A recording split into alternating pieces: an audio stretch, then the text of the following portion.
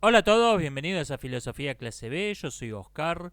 Me preguntan, ¿voy a subir mi libro de aforismos La filosofía relajada a formato PDF? Porque aparentemente esto facilita la lectura en algunos dispositivos y tenerlo online en una plataforma dedicada mayormente a los fanfiction como es Wattpad se le complica a algunos lectores. Voy a ver qué puedo hacer. La verdad que soy bastante torpe con la tecnología, pero voy a ver qué puedo hacer. No prometo nada. Me preguntan, ¿qué te parece una adaptación como cómic del cuento Si hubiera cinco hombres justos? Adelante. Si me dicen que el personaje de Arístides López se vería extraordinario como personaje de cómic. Siéntase totalmente libre, haga lo que quiera. Eh, Adelante. Me preguntan sobre el rap de la sirenita.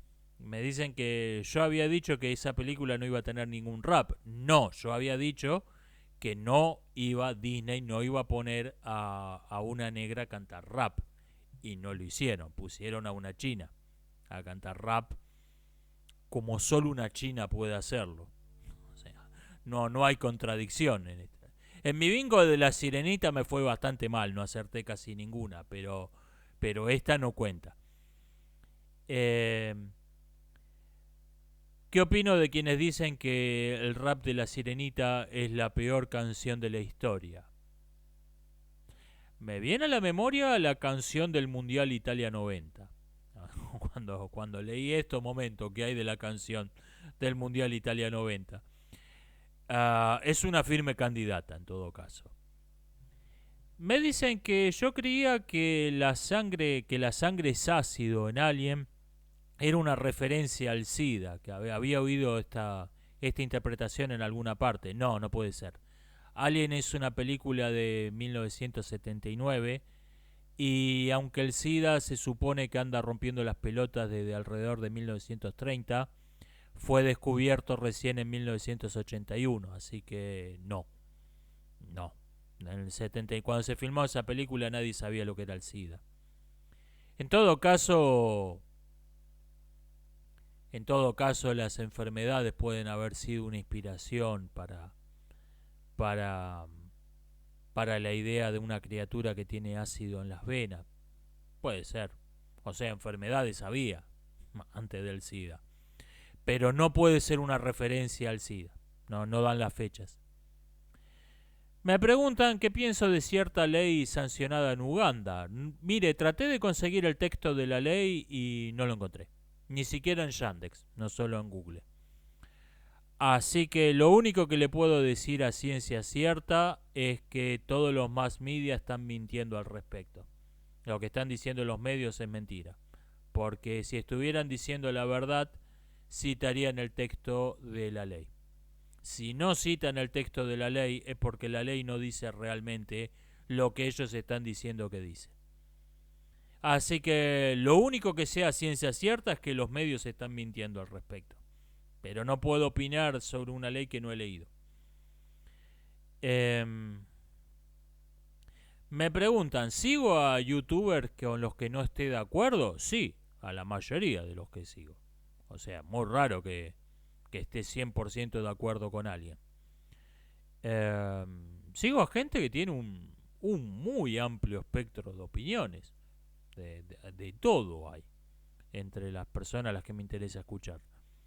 El único denominador común, lo que tienen todos en común, es que los considero honestos intelectualmente. Lo único que considero una completa pérdida de tiempo es ponerte a escuchar a una persona que no cree en lo que está diciendo, a una persona que mienta a sabiendas. Porque si una persona es deshonesta intelectualmente, si dice algo que yo ya sé que es verdad, ya lo sabía. Y si dice algo que yo no sé si es verdad o no, no me sirve para nada porque no sé si creerlo o no, porque ya lo he descubierto, ya sé que es capaz de decir una mentira con la cara de piedra. Entonces, yo no sé si eso que está diciendo es verdad o es otra mentira con la cara de piedra. Entonces no me sirve para nada, no me aporta nada, en ninguno de los dos casos me aporta nada. Eso es una completa pérdida de tiempo. Por eso cuando descubro a alguien en una mentira consciente, intencional, en YouTube, lo primero que hago es automáticamente me desuscribo, pierdo por completo el interés, porque ese canal no vale nada. No es una cuestión de escuchar únicamente a gente con la que estás de acuerdo y encerrarte en una cámara de eco. No, escucho a gente que tiene las opiniones más diversas sobre toda clase de asuntos. No es eso. Lo que tienen todos en común, y no estoy interesado en escuchar a nadie que no tenga esto en común, es que todos son honestos. Todos están diciéndote lo que piensan honestamente de un asunto. Y si tiene un error fáctico es porque ellos se creyeron el bulo. Si te dicen algo que es un error fáctico, porque ellos no saben que es un error. Me dicen que me mencionó Tipito Enojado en un podcast o en un directo o algo así. Que me invitaron, dije que no, y dijo que me vengan a romper, si quieren que vaya, que me vengan a romper las pelotas. Gracias. A ver, quiero aclarar una cosa. Porque que me invitaron y dije que no, suena, y me negué, suena como no quiero ir a tu canal. No es eso.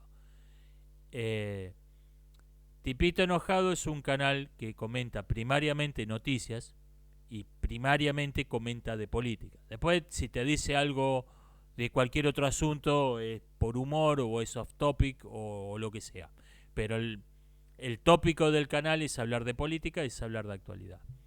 Y yo he notado, ese no es el tópico de mi canal, y yo he notado que muchas personas me estaban empezando a ver porque hice tanto soft topic que terminó siendo el tópico.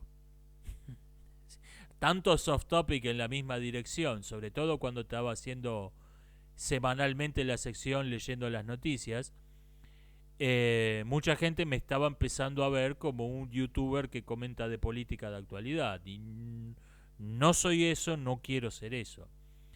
Y ciertamente, si me estoy tratando de desmarcar de esa imagen, ir de invitado a un programa que sí es un programa de actualidad y de política, realmente no sumaba. Por eso amablemente rechacé la invitación, que le agradezco públicamente, ya que lo ha mencionado. No lo comenté en su momento, pero bueno, le agradezco públicamente la invitación, es muy amable. Pero esta es la razón por la que no estoy interesado en ir a ese canal de invitado. Aclaro, porque suena... a este quien se comió, se le subieron los humos a la cabeza, está peleado. No es nada de eso. Me comentan que hoy en día en psicología la visión hegemónica es ver la normalidad como algo cuantitativo y que piensa que se debería adoptar un punto de vista cualitativo. Es una larga discusión esto, no solo en psicología, sino sobre todo en las ciencias sociales, donde Durkheim estableció este criterio de lo normal en el sentido, no solo lo normal en el sentido cuantitativo, sino que Durkheim dijo que hay una correlación invariable entre el sentido cuantitativo y el cualitativo. Lo normal cuantitativamente, lo normal en sentido cuantitativo, es lo normal cualitativo. Bueno, las objeciones a esta idea son obvias. ¿Qué pasa con las epidemias? Durkheim respondía a esta objeción diciendo que la epidemia es lo mayoritario de modo local y temporal, o sea, por un periodo efímero de tiempo en una región pequeña de la superficie del mundo, pero sigue siendo minoritaria tomada la humanidad en su conjunto. Ok, pero eventualmente esto podría no ser el caso. O sea, la escuela de Durkheim me está diciendo que en el universo de The Walking Dead es saludable ser zombie. Ser humano, no ser zombie es algo patológico. No estoy de acuerdo. La falla es obvia. Ahora, adoptar un criterio cuantitativo como definición de lo normal tiene una ventaja práctica muy importante, y es que es algo objetivamente medible, no es opinable, no implica ninguna filosofía, es algo que... Eh, ¿Cuál es la altura normal de una persona? Y medí 100 personas elegidas al azar y saca el promedio. No hay, no hay ninguna polémica, ninguna cuestión filosófica extraña. Es medí y saca cuentas. Y eso en una ciencia es algo muy apreciado. Eso es algo muy apreciado en toda clase de investigación científica. El problema, repito, es que ¿qué pasa con las epidemias? ¿Qué pasa con las epidemias? Las epidemias pueden llegar a ser mayoritarias, pueden llegar a ser lo normal cuantitativamente sin ser normales cualitativamente. Ese es el asunto. En nuestros días tenemos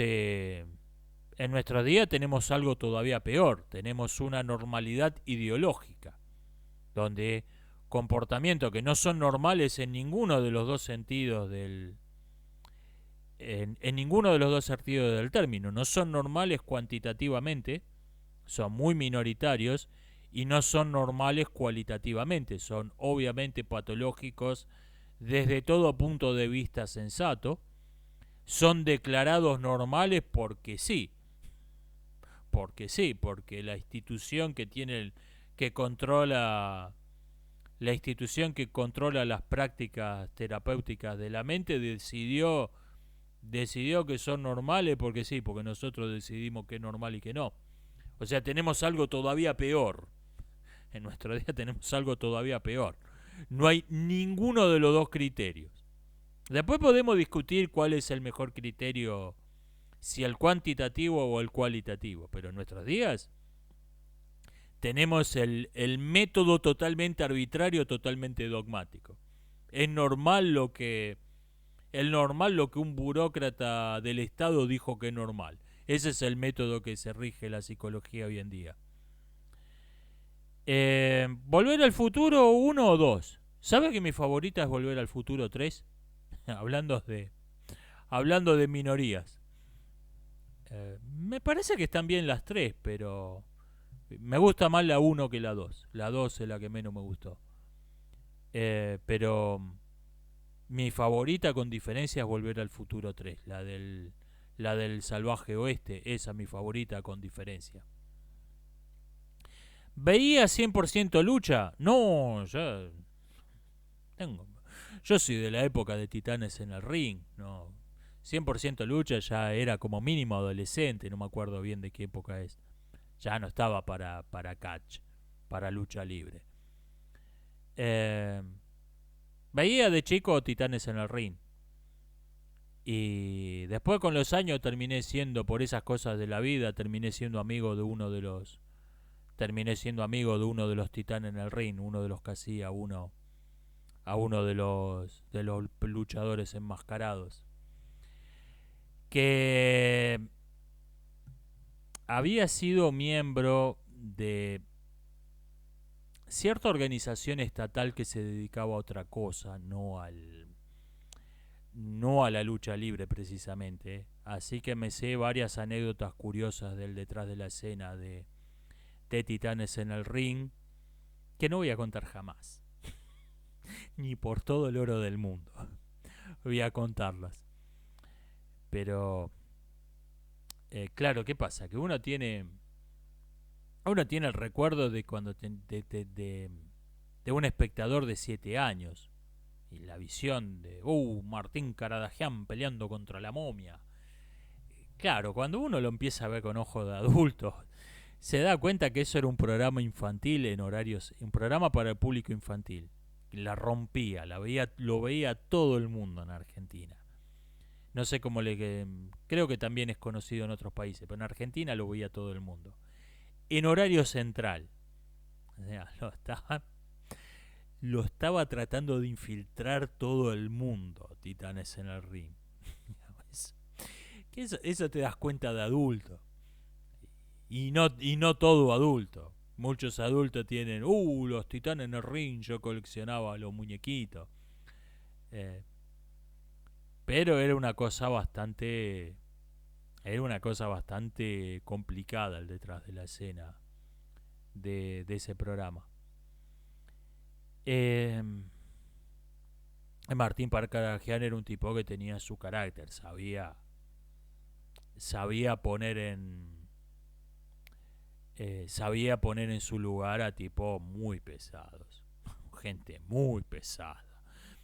Era un tipo que tenía un carácter fuertísimo, era el único que podía controlar eso.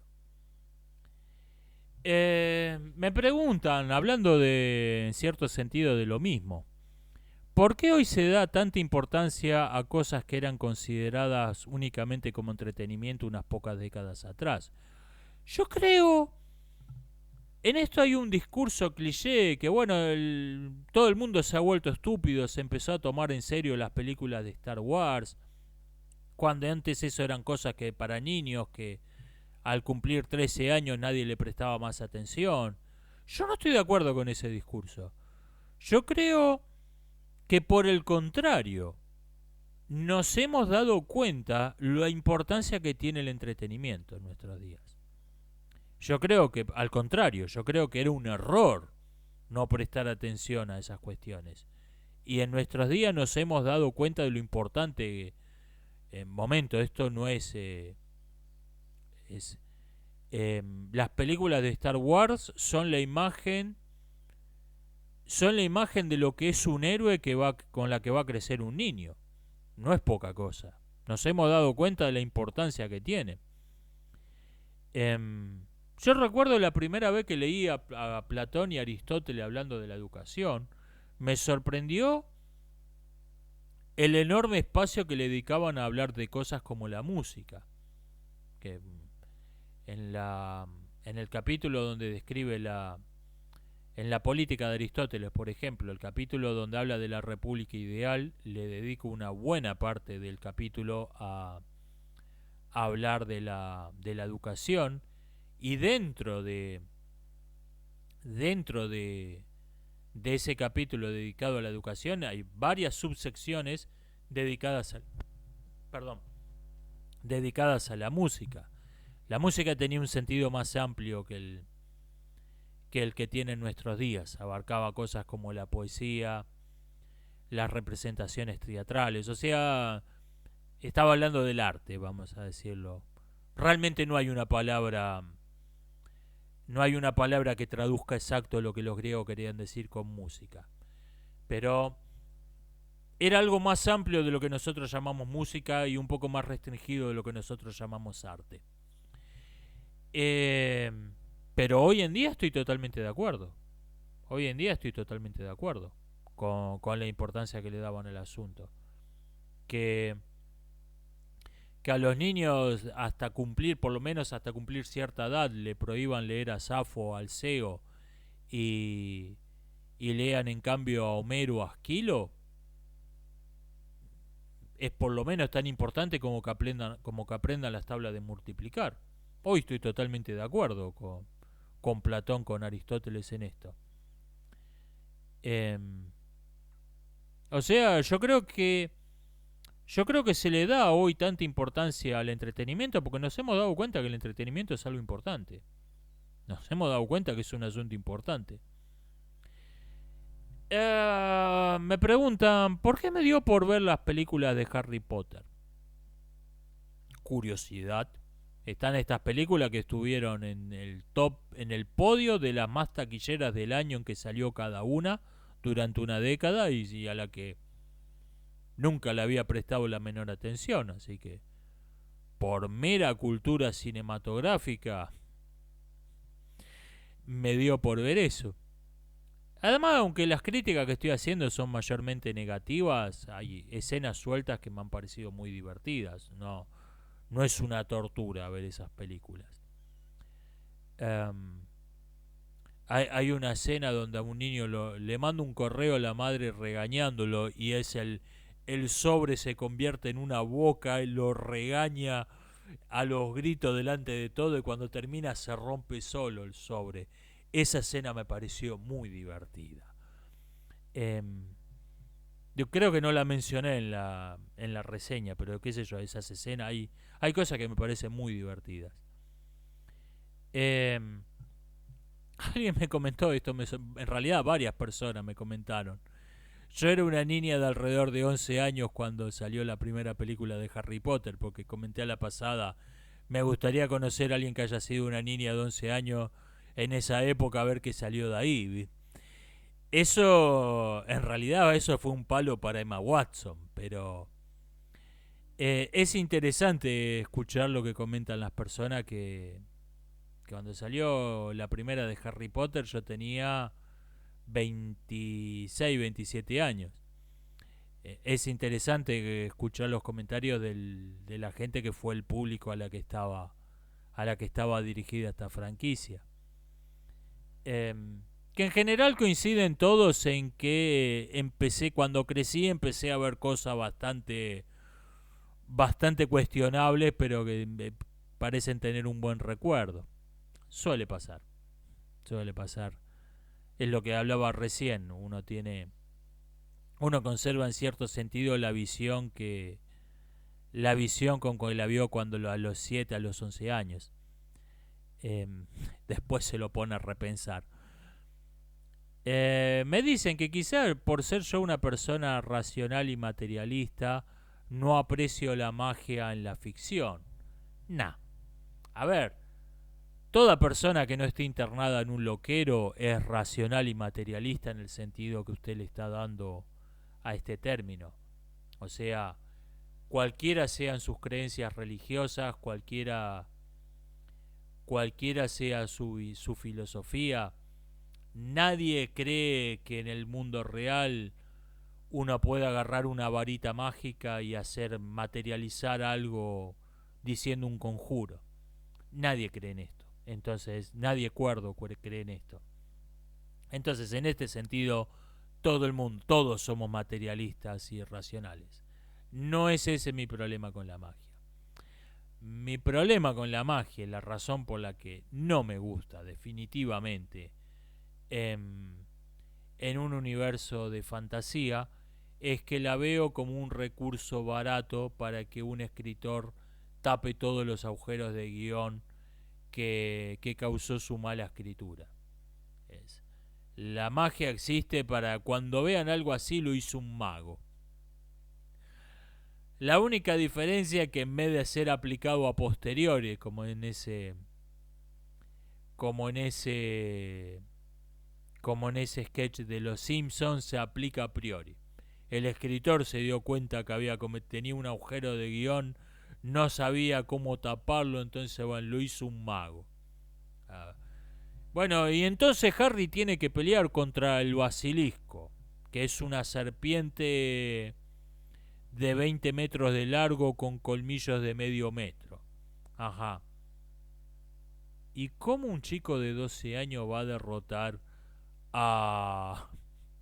¿Cómo un chico de 12 años va a derrotar a una serpiente de 20 metros con colmillos de 50 centímetros? Espada mágica.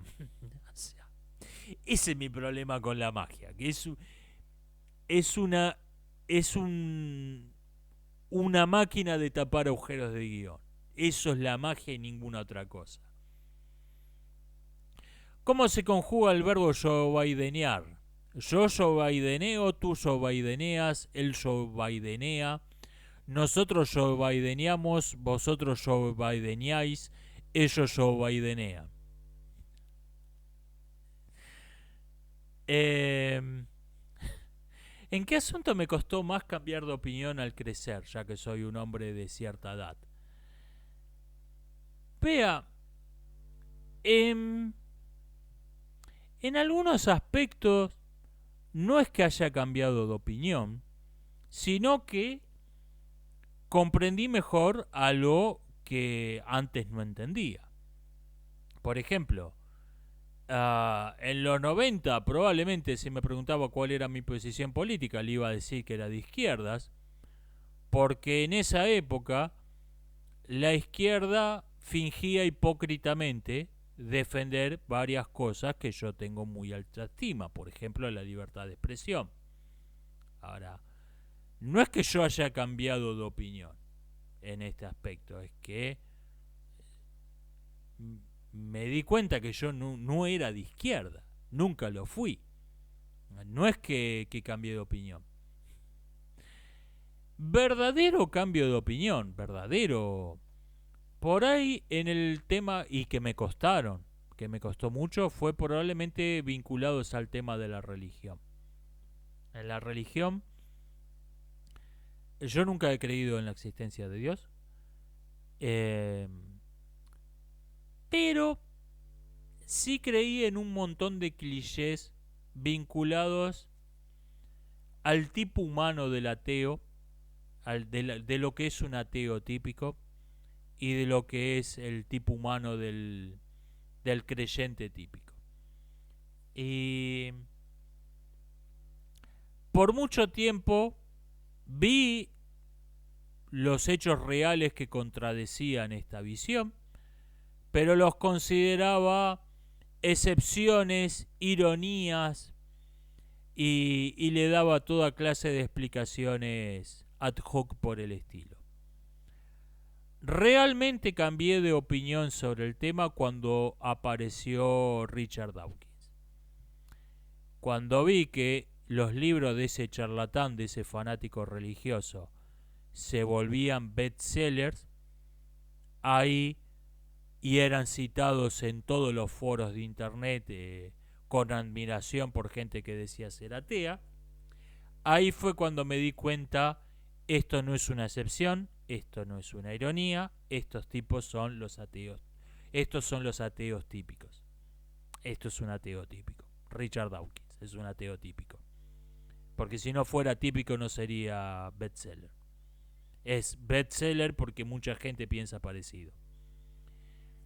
Ahí fue donde realmente me pildorarrojeé al respecto. O sea, no es un cambio de opinión respecto de la religión en sí. Yo siempre creí lo mismo, mejor dicho, no creí lo mismo desde que tengo memoria.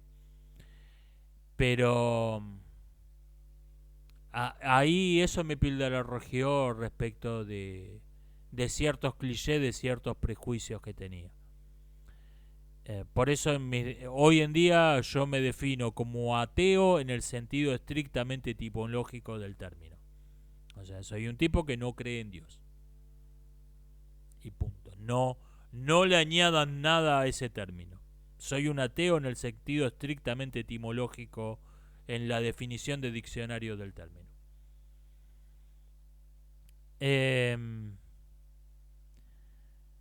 Me preguntan, porque dije en el directo en el último directo de filosofía de película, comenté que Estados Unidos va a ir perdiendo su poder económico, su poder militar, que en realidad su poder militar ya es algo que arrastra de otro tiempo, no es algo que tienen problemas hasta para tener los arsenales con munición suficiente si llegan a ir a una guerra. Ni hablemos de fabricar las piezas de artillería, de reclutar los soldados que van a disparar esa munición. Me dicen que Estados Unidos todavía tiene el poder de la cultura. Ya no. Estados Unidos es despreciado en todo el mundo hoy en día. La cultura norteamericana y la cultura de sus imitadores es despreciada en todo el mundo. Hay una diferencia importante entre el poder blando y la guerra subversiva, términos que erróneamente se usan como sinónimos incluso en escritos de estrategia militar, se usan erróneamente como sinónimos. El poder blando consiste en usar la admiración que despierta tu cultura como una forma de expansión política. En vez de mandar los ejércitos a ocupar, mandás bandas de rock, mandás películas, mandás programas de televisión, haces arreglos económicos, arreglos diplomáticos para que tu cultura se difunda en el país que querés anexar.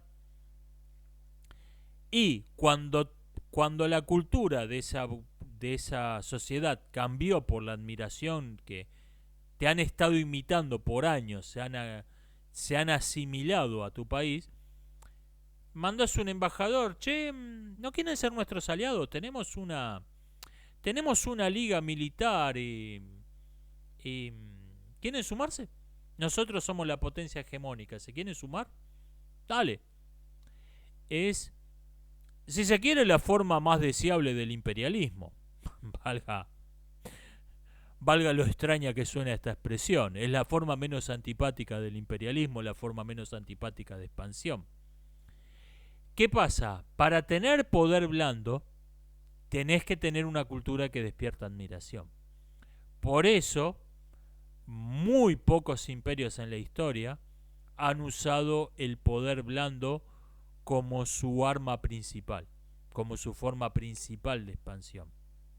Yo puedo citar a 4: Atenas, Roma, el Reino Unido y Estados Unidos. Después ha habido en prácticamente todo imperio del que existan registros históricos, el poder blando ha tenido algún peso, han tenido alguna clase de poder blando. Pero imperios cuya expansión se basó antes que en ninguna otra cosa en el poder blando, yo puedo citar 4. Nada más, en toda la historia de la humanidad. ¿Por qué? Porque tenés que tener una cultura que despierte la admiración. ¿Para qué vamos a pelearnos con estos tipos? ¿Para qué? Vamos a unirnos a ellos. Tiene que inspirar la admiración. Por eso, la mayoría de los imperios no usan el poder blando. Y la versión del poder blando de los imperios de mierda, de los que no inspiran, como mínimo no inspiran admiración, y quizás inspiran desprecio, justificadamente o no, inspiran desprecio, es la guerra subversiva. La guerra subversiva no consiste en difundir tu propia cultura, sino en infiltrar agentes de inteligencia en el país enemigo para que destruyan la cultura de esa sociedad mediante la promoción de todo lo peor que había dentro de esa cultura, porque repito, la cultura jerárquica, en la cultura no todo vale lo mismo, para que tiren abajo lo mejor que tenía esa cultura y para que promocionen toda la basura, la pongan en un pedestal, a veces literalmente. A veces tomen lo que estaba dentro de las cloacas, o lo que debería haber ido a una cloaca, y lo pongan en exhibición en una galería de arte como lo más excelente de esa cultura. Literalmente. Y en sentido metafórico no hablemos. Pero incluso lo han hecho literalmente esto. Esa es la guerra subversiva. Es infiltrar a gente para que destruyan el país desde adentro. Este va a ser un enorme cambio en un mundo que tuvo entre un mundo que tuvo a Estados Unidos como la gran potencia, como la superpotencia, como la potencia hegemónica global, a un mundo que tenga a China como la potencia hegemónica global. Porque China, la cultura china tradicional no nos inspira admiración más que en algunos aspectos muy puntuales al resto del mundo. Y la cultura china inventada por el Partido Comunista nos inspira el más profundo desprecio. Entonces, ese imperio no tiene ninguna capacidad de ejercer el poder blando. Se va a tener que expandir, se está expandiendo, únicamente mediante la guerra subversiva y las invasiones militares. Va a ser un imperio muy distinto al que fue Estados Unidos. Es un imperio muy distinto al que es Estados Unidos. Ya se han anexado varios países. Dentro de la mancha que figura como China en los mapas, Varios son territorios que eran cultural, étnicamente distintos, hablaban otra lengua, tenían otra religión y fueron incorporados por la fuerza bruta. Ya es un imperio extraordinariamente violento y agresivo. Y Estados Unidos está recurriendo a la guerra subversiva porque ya no tiene el poder blando. Está usando las tácticas está usando las técnicas que solía usar el KGB en su país, porque no tiene más el poder blando. Es- te mandan, sí, en te mandan las películas, miren, qué bonito es la degeneración sexual. Queremos mostrarle a los niños que si un adulto se los quiere llevar y no le cuenten a los padres, se tiene que ir con ellos. Todo el mundo lo ve. ¿What? Ni en pedo queremos esto acá. Está la cultura que está exportando Estados Unidos hoy inspira un absoluto desprecio. Inspira el más absoluto desprecio. No tiene más el poder blando. Entonces está recurriendo a las viejas técnicas del KGB, o sea, la guerra subversiva. Me preguntan cómo viví yo la caída de la Unión Soviética. Bueno, como más o menos como todo el mundo. Tenía unos 14 años cuando cayó el muro de Berlín. Y fue un gran optimismo, canciones de Scorpions y después vino el porrazo con la realidad. Y después vino la realidad. Ah, hoy en día hay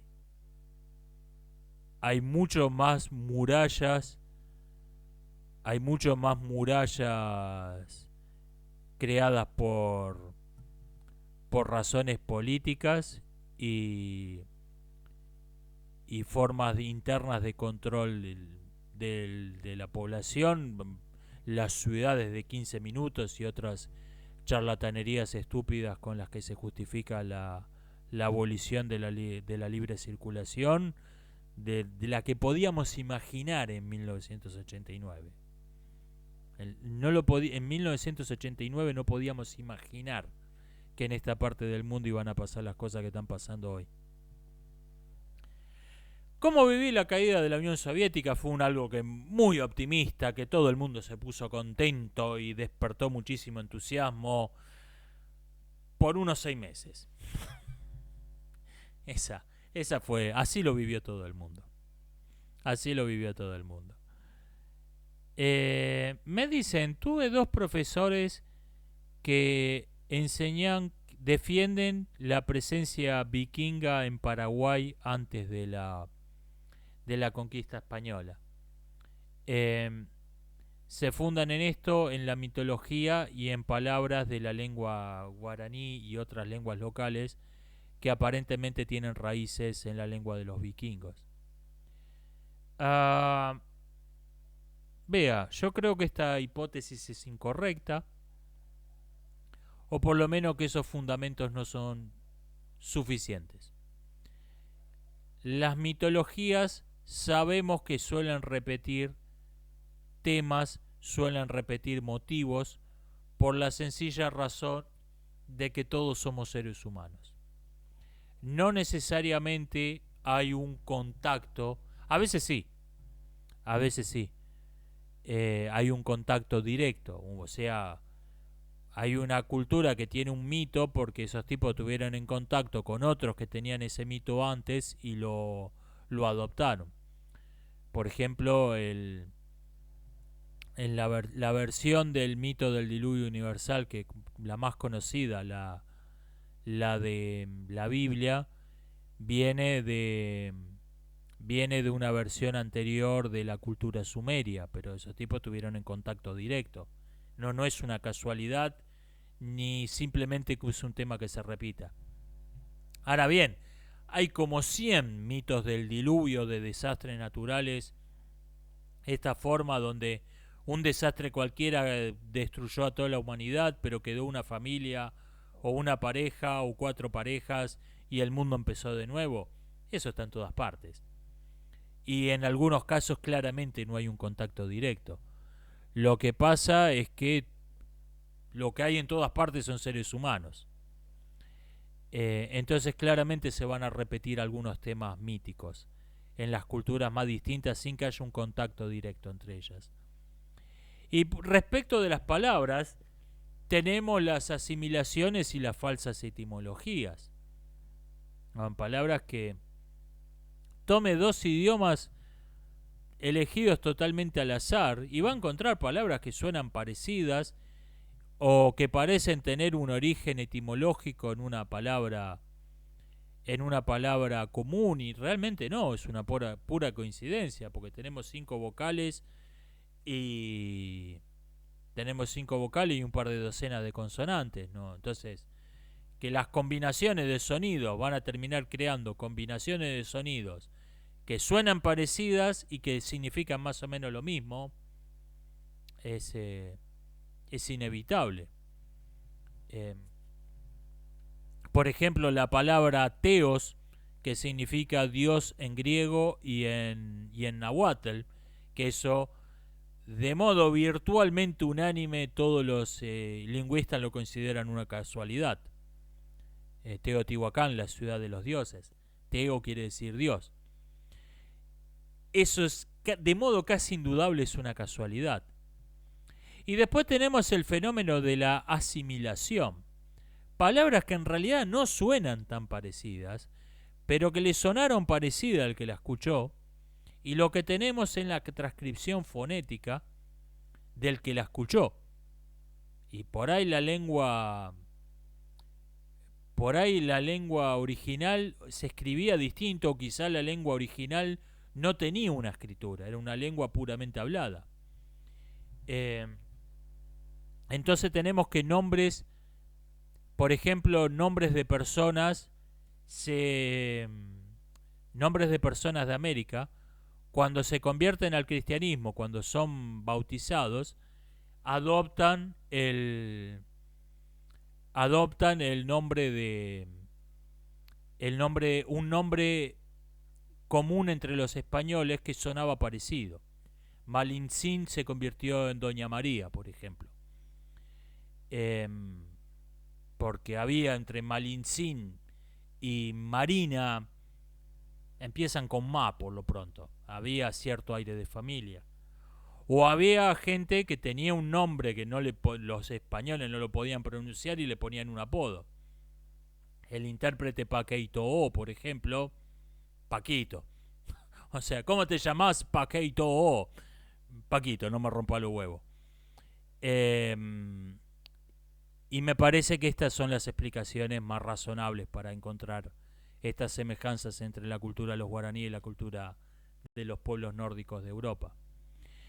Además, hay lo que podríamos llamar evidencia negativa, evidencia en contra. El nombre que le pusieron los vikingos, vikingos es un término incorrecto, los pueblos de Escandinavia a la península del Labrador, Vinland, implica claramente que creían que era una isla. Y si hubieran navegado mucho más al sur, se hubieran dado cuenta, no, pará, esto es una península, acá hay un continente entero que no sabíamos que existía. El nombre Vinland sugiere que no exploraron mucho. O sea, no conocieron más que una parte de la península del Labrador. Te da a entender, ni siquiera se dieron cuenta que era una península. Eso apunta en contra de la idea de que exploraron, se vinieron hasta Paraguay. Y segundo, no hay restos arqueológicos. En Terranova sí. En Terranova hay aldeas nórdicas. Creo que escritos en la lengua de las runas, esto no estoy seguro. Aldeas, construcciones nórdicas hay seguro en Terranova. En Sudamérica no hay ningún rastro arqueológico Y si estamos hablando de que dejaron palabras, estamos hablando no de, hola, ¿qué tal? Venimos a vender espejitos de colores, listo. Yo le vendimos un espejito de colores a estos tipos, me dieron en oro, rajemos. No, me estás hablando de un contacto importante, estás hablando de gente que tuvo intérprete, quizás descendientes, estableció colonias. No hay ningún rastro arqueológico de eso. Así que no estoy diciendo que la hipótesis sea falsa, estoy diciendo que afirmaciones extraordinarias requieren evidencias extraordinarias, y decir que los pueblos nórdicos de Europa estuvieron en Paraguay antes que los españoles es una afirmación extraordinaria y no me están mostrando evidencia extraordinaria que la respalde. Esto es lo que pienso del tema. ¿Qué opino de esta frase de Antístenes? Si tu mujer es bella, no será solo tuya, y si es fea, solo tuya será la desgracia. Antístenes siendo Antístenes. Qué personaje. Nada, es una frase que voy a decir, no parece algo muy importante. Me preguntan por qué considero que la genética es una verdadera disciplina científica, pero el rechazo a la medicina genética como una pseudociencia, porque la medicina genética no es la aplicación práctica de la investigación en genética. La genética se basa en la experimentación y la observación de la realidad en busca de leyes de relaciones causales, de leyes de causa y efecto. Por ejemplo, se advierte que todos los gatos blancos tienen cierto gen, comparten cierto gen. Entonces se dice, ¿qué pasa si eliminamos este gen? Gatos que, si no se hubiera intervenido, si no se lo hubiera modificado artificialmente el ADN, lo esperable era que nacieran blancos por las leyes del fenotipo, de la herencia visible, de la evidencia fenomenológica, de la evidencia visible. Lo esperable es que hubieran sido blancos. Al modificar el ADN se observa que nace un gato que no es blanco. Y viceversa, si a gatos que lo esperable era que no fueran blancos se le mete el gen del gato blanco, son blancos, en contra de lo esperable. Bueno, eso aporta fuerte evidencia empírica, fuerte evidencia inductiva a favor de la afirmación de que ese gen está vinculado causalmente a la blancura del pelo del gato. Bien, la medicina genética, en cambio, toma análisis de ADN de muestras totalmente random de la población, las correlaciona con toda clase de estadísticas totalmente random, enfermedades que padecen las personas, comportamientos psicológicos sociales,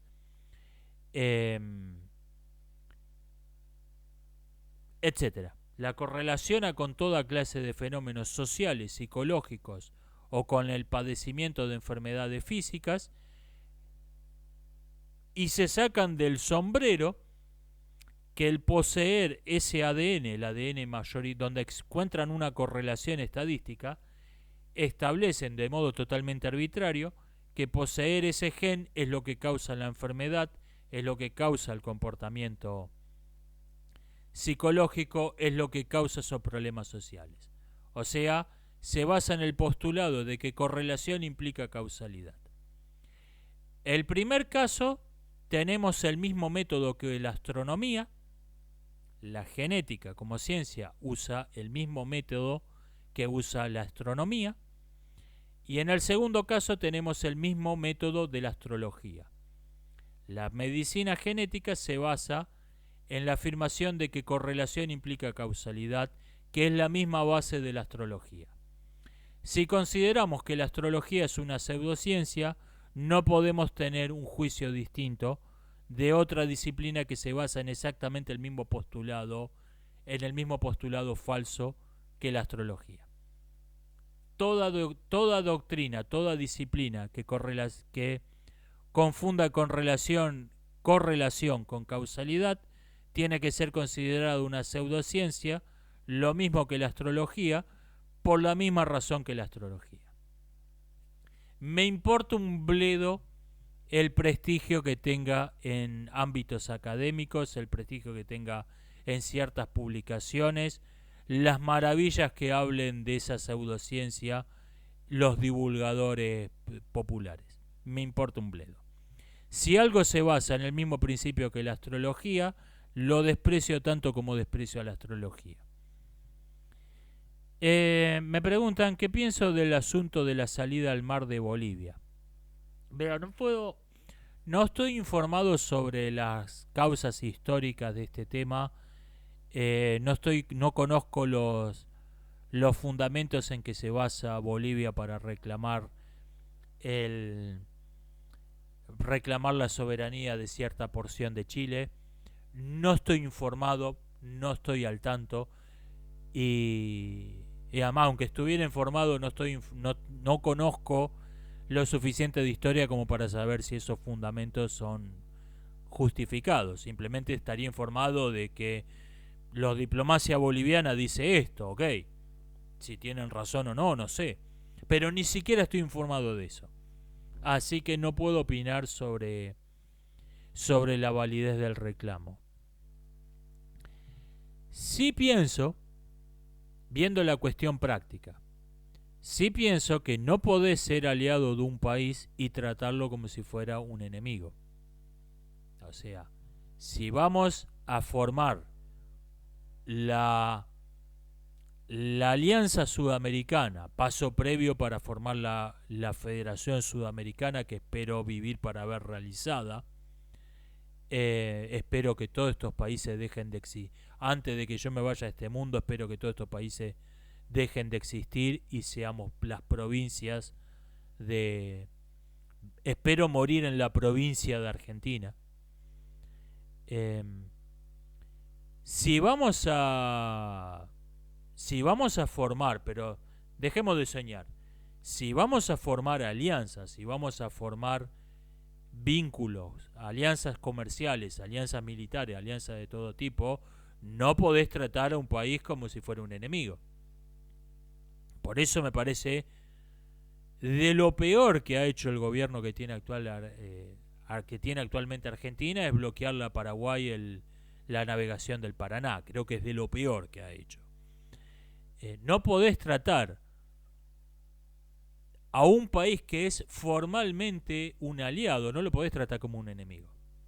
Y si Chile le niega el acceso al mar a Bolivia, lo está tratando como enemigos. A ver, hay una disonancia entre el discurso y lo que estás haciendo en la realidad. Los actos, si decís que un país es tu aliado y lo tratás como un enemigo, tus actos no coinciden con tus palabras. Ese me parece el gran problema práctico. ¿Estoy diciendo que Chile debería entregarle parte de su territorio a Bolivia? No. Estoy diciendo que lo que reclama Bolivia no es una locura y tienen que ver cómo se soluciona esto en la práctica. Probablemente con la libre circulación por parte de su territorio, sin ceder la soberanía. Algo así como el tema como solucionaron el problema de la comunicación entre Bielorrusia y Rusia y este enclave y Kaliningrado, que Polonia y Lituania creo que son los países que están en el medio. Podés pasar libremente, pero esto sigue siendo nuestro territorio.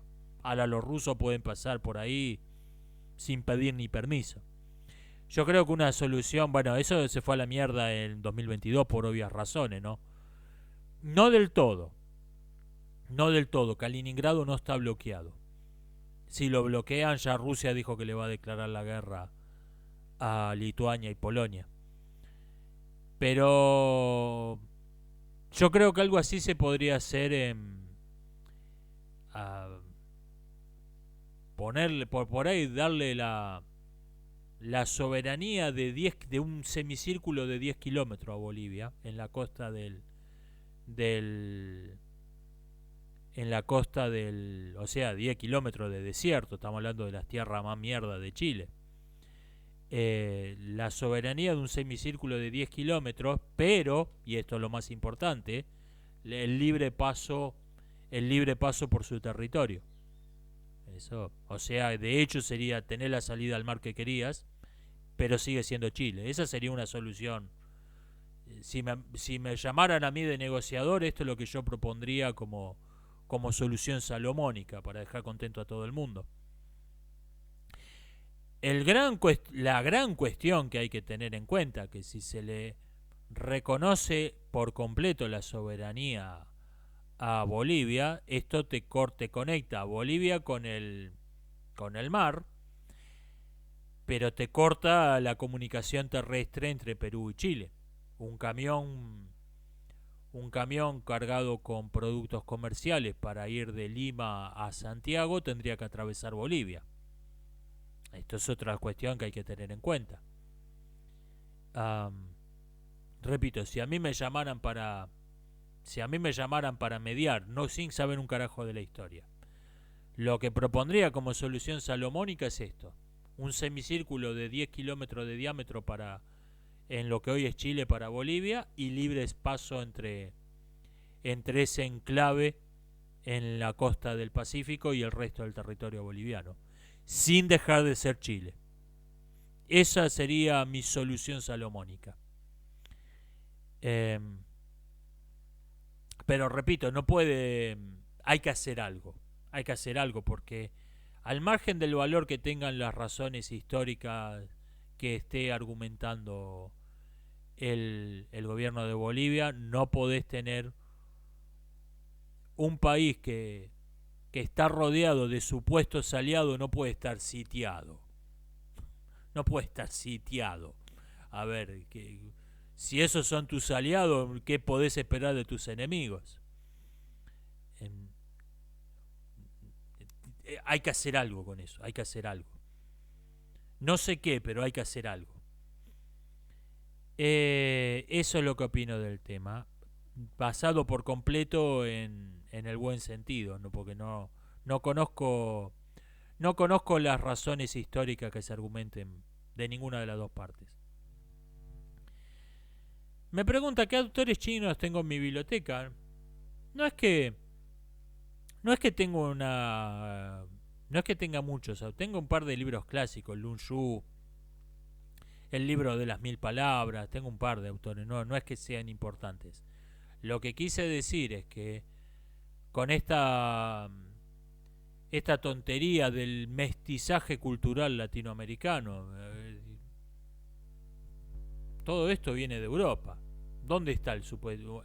En una persona culturalmente mestiza, lo que yo esperaría, por lo menos un tercio, un cuarto de mi biblioteca tendrían que ser filósofos charrúas, historiadores araucanos, tratados de medicina escritos por reducidores de cabezas. Eso sería lo esperable en un mestizo cultural. ¿Dónde está el mestizaje cultural? Por lo menos tengo autores chinos en mi biblioteca. ¿Serán el 1%? Sí, pero son un 1%. Tengo autores chinos, tengo autores japoneses, tengo autores de la India. Tiene más sentido, esto es lo que quise decir, tiene más sentido decir que soy un euroasiático, no en el sentido que tiene este término hoy en día, pero esto fue Dios libre y guarde. Tiene más sentido decir que soy un mestizo cultural de Asia y Europa, aunque eso sea falso. Casi toda mi cultura procede de Europa, pero por lo menos procede algo de Asia, algo de la India, algo de Japón, algo de China. ¿Qué se supone que tengo culturalmente de Pampa? para decir que soy un mestizo cultural. Eso es un completo disparate. Eso es lo que quise decir. No que tengo algo de Confucio, de Lao Tse, como todo el mundo, en la biblioteca. No más que eso. Era una reducción al absurdo de la idea del mestizaje cultural latinoamericano que no tiene, es una tontería, es una estupidez que no tiene el menor fundamento. ¿Qué tengo que leer previamente para poder leer a Kant? A Hume sin dudas. Si no lee a Hume no va a entender un carajo de Kant. En general, conocer algo de los empiristas y de los racionalistas, porque Kant es la síntesis hegeliana del empirismo y el racionalismo. Probablemente sea el autor que inspiró la idea hegeliana de la tesis, la antítesis y la síntesis.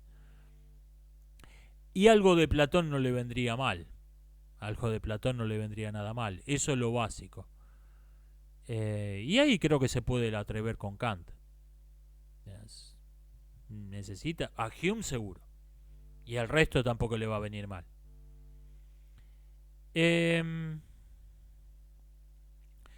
¿Puede darse que una cultura inferior sea superior tecnológicamente? Se ha dado el caso.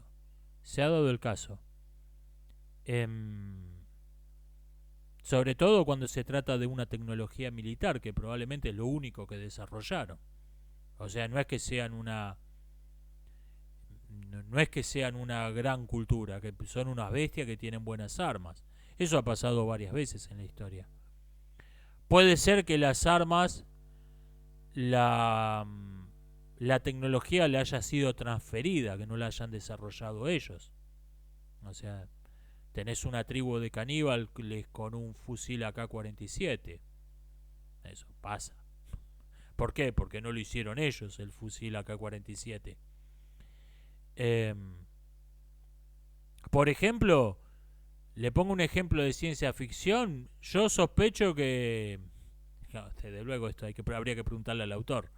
Yo sospecho que los extraterrestres de Depredador no la han desarrollado ellos la tecnología que usan, se las dieron otros. Esos tipos son como los caníbales con fusil AK-47. No lucen como tipos que puedan haber, su cultura no luce como tipos que puedan haber desarrollado la tecnología que tienen.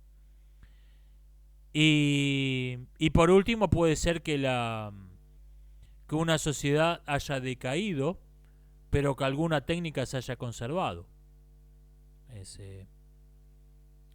En la Edad Media había gente que en algunos campus usaban acueductos romanos. No podían construir esos tipos, no podían construir esos acueductos, pero iba un tipo con 4 ladrillos, con un pastón de cemento y lo reparaba. Eso sí lo podían hacer. Entonces lo mantenían funcionando el acueducto que habían hecho los romanos. Sí puede pasar. Quizás el mayor ejemplo fue el llamado colapso de la Edad del Bronce, donde fue una civilización muy superior, fue destruida por unas bestias que tenían mejores espadas. Y era lo único que tenían. Puede pasar, sí. Es raro. En general, es raro que alguien escriba una tragedia de Shakespeare en una civilización neolítica. Suele haber cierta coherencia entre un aspecto de la cultura y otro. Es porque a la larga todo procede de la misma cabeza, y por lo tanto es esperable que todo tenga más o menos el mismo grado de complejidad. Pero puede haber que un aspecto se desarrolló mucho más que el otro, sí. Esto ha sido todo por hoy. Nos estamos viendo hasta la próxima.